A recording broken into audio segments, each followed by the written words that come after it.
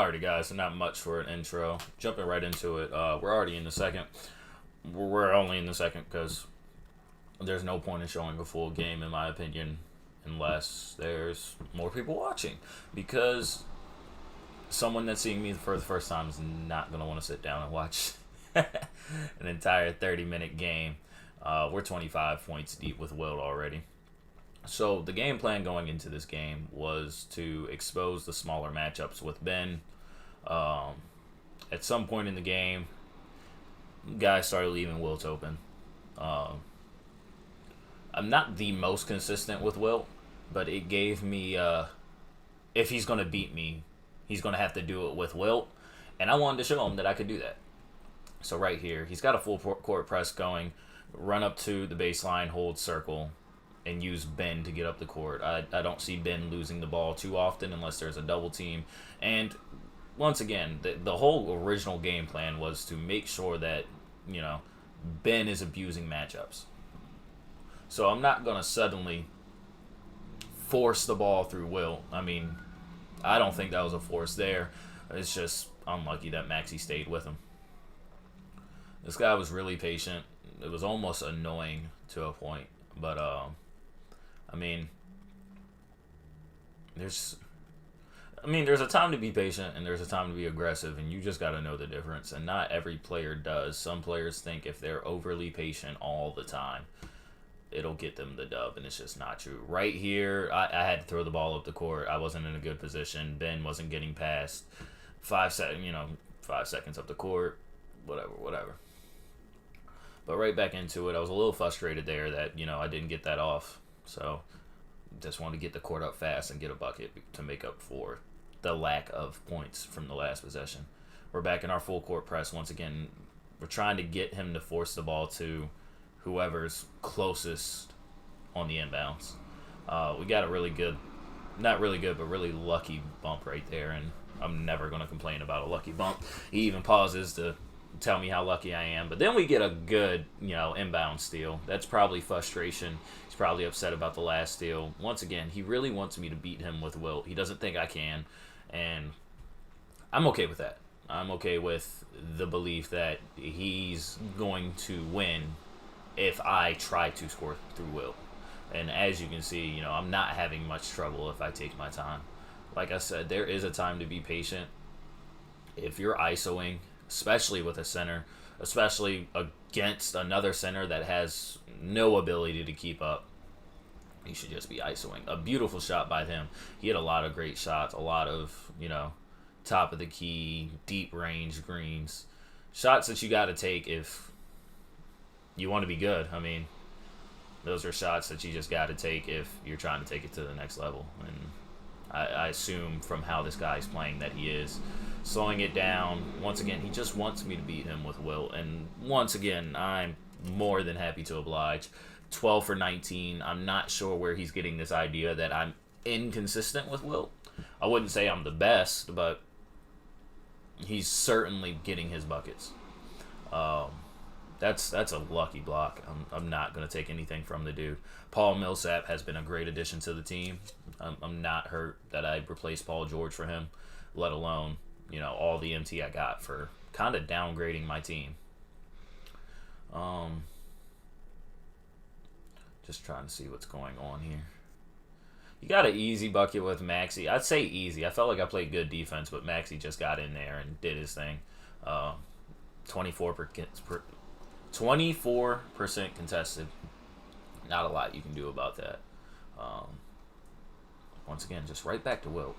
This is going to be more me talking about offense. I talked a lot about my defense last game, and at this point, I just want to show the different looks. And by looks, I simply mean I play a very strict form of basketball on offense usually, and it's very literally get the ball, run in transition. Get the ball, run in transition. It's Mike D'Antoni offense. The best shot you're going to get is going to be within the first 7 seconds of the shot clock. But within that, I feel like if you pass the ball enough, within those 7 seconds, you'll find a great shot. And even here, we're 9 seconds into it. I paused. I was very happy with that. But I couldn't do that here. Like, I like to play a certain way, and then there's the way that I have to play against certain people. Like, you can't always use your game plan. Your game plan's not always going to work. You have to be able to do something else, especially if you play very similar to other people. I'd like to think that there's a couple of great comp players that I show resemblance to. I wouldn't say I play just like them, but yeah.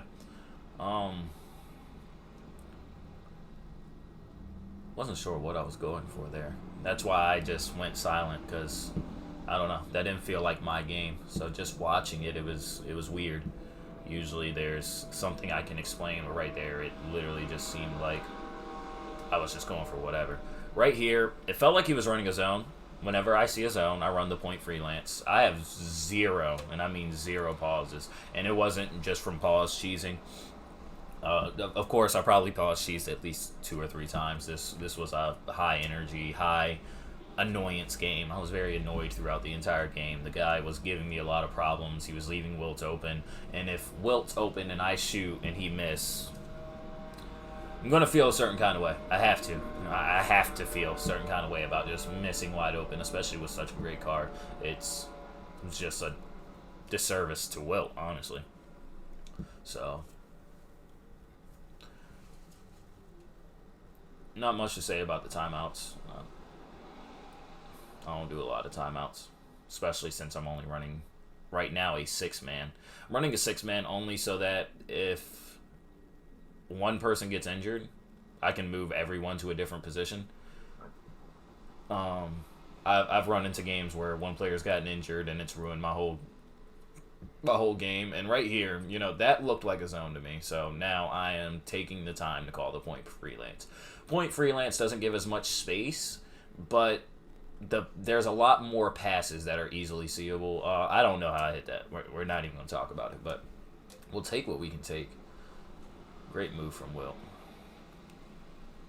Like I said, I'm not going to be saying too much about the defense. I spoke a lot about my defense last game. Not to say that my defense is great, but I feel as though right now what I was showing was my offense. Because there was definitely some things that I could have done better on defense, but this video isn't about that. This video is about me playing out of my style and hopefully convincing, you know, anyone watching to do the same. He's got the Lonzo-LaMelo duo going on. It's kind of cute. It's kind of cute. Once again, we're just going to keep giving the ball to Wilt. He wants me to beat him with Wilt, and that's what I'll do. And I don't know. I don't know why that's what he thinks is going to work.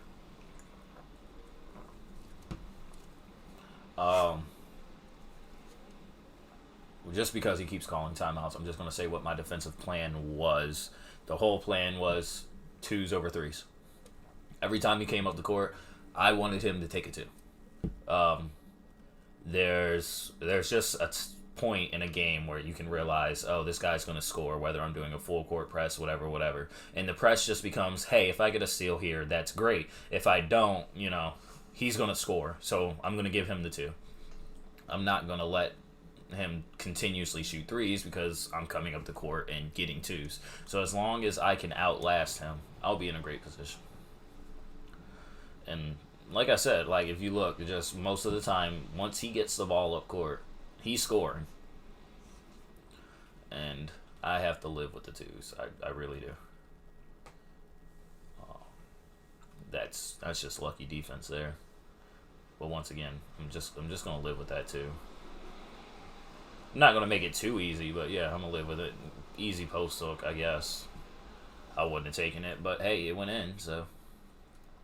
He's got LaMelo and Wilt. I thought this was a great matchup to give to Wilt. And, you know, it wasn't. I'm not saying that LaMelo can guard Wilt, but I thought that it would be much easier than it was. As you guys can see, I realized that it's not a zone.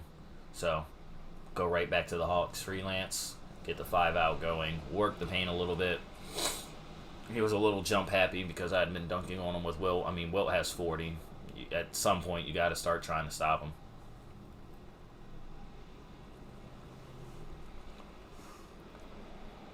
Up to Giannis. Back to Wilt. Just a good bump steal. And he gets a 3 out of it. I jumped at it. Should have jumped earlier. He's only down by 4. Like, there's a point where it looks like I might sell the whole game. But I try not to sell games. Ever. Giannis gets a very lucky touch around the rim. That easily could have been a stop.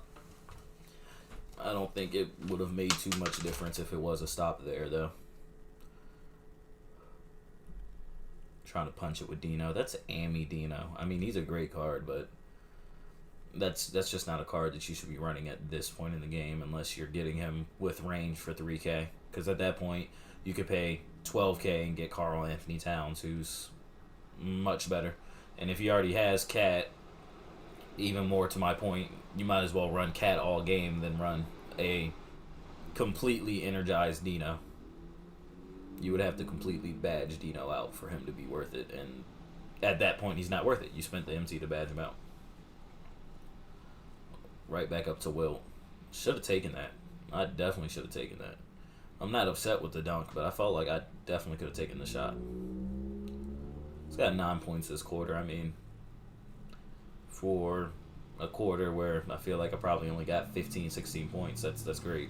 Leaving Giannis open, that's never a good idea.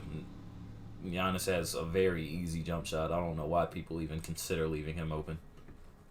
Out of everybody on this team, DeMar DeRozan and Giannis are the 2 people I'm most comfortable taking shots with. So that should attest to how great Giannis is at shooting. I should have played that better.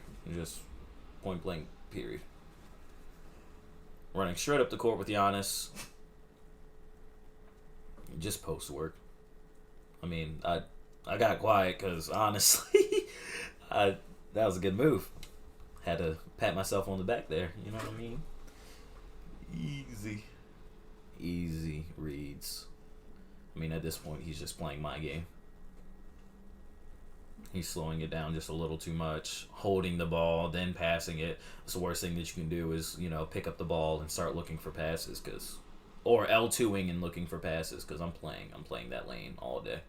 That should have been my board. Should have switched to Grant, come right up. Like, all that I just did, no. That wasn't the move. He should have ooped it to Dino. That's a tough shot, but he should have ooped it to Dino.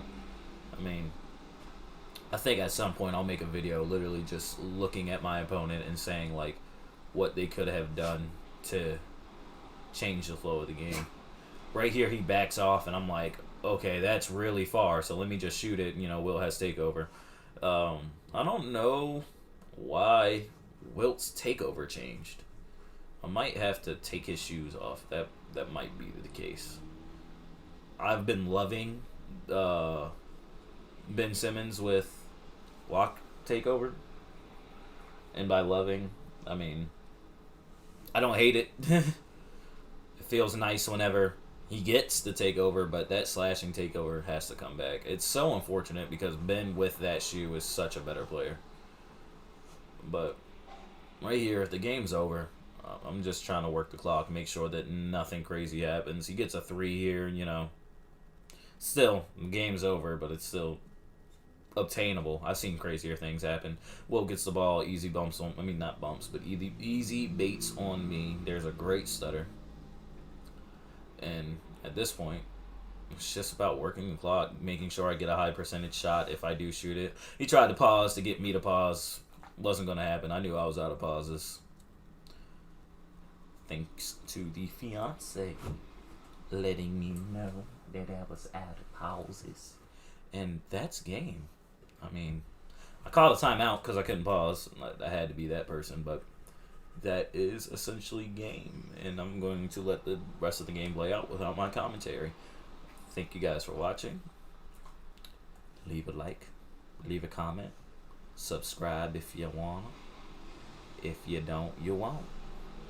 Later.